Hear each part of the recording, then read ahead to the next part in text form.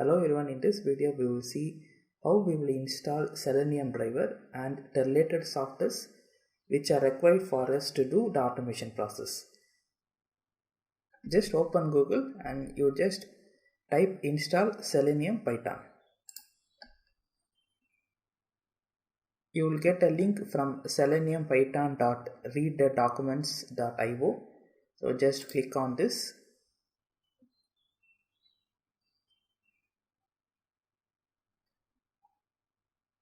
So this is the command we have to give. So just copy this command and go to Spider, and in this interactive Python console just paste this command and press enter.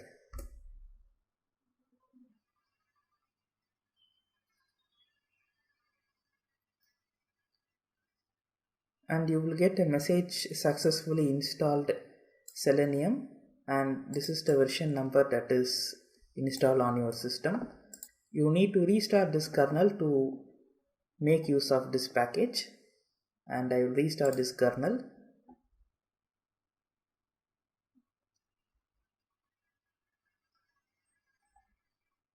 Now we have to install the Webdriver. So to install Webdriver, just scroll down this page and there will be some couple of browsers, and among this browser you have to choose for which browser you are going to install Webdriver. For the automation purpose, Google Chrome works fine other than other browsers, so I recommend to install Google Chrome. If you want to use other browsers also you can use, but it is better to use Google Chrome. Okay, so just click this particular link for Google Chrome, and you can see that there are some releases for this Google Chrome.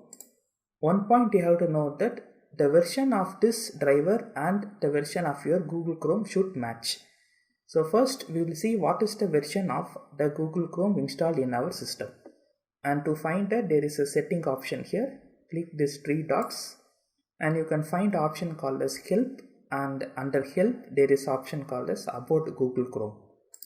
So when you click this, you can see that the Google Chrome version is 81 point something. Okay, so we have to download the version corresponding to this 81, and this is the driver which is matching the version of the Google Chrome. So let us install this driver,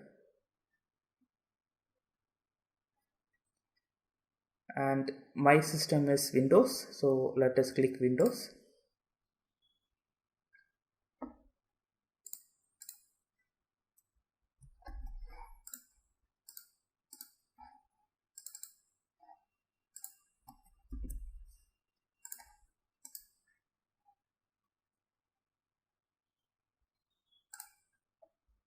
And when you extract the zip file, you will get a driver, chromedriver.exe, and this is the WebDriver that we will use for the automation purpose.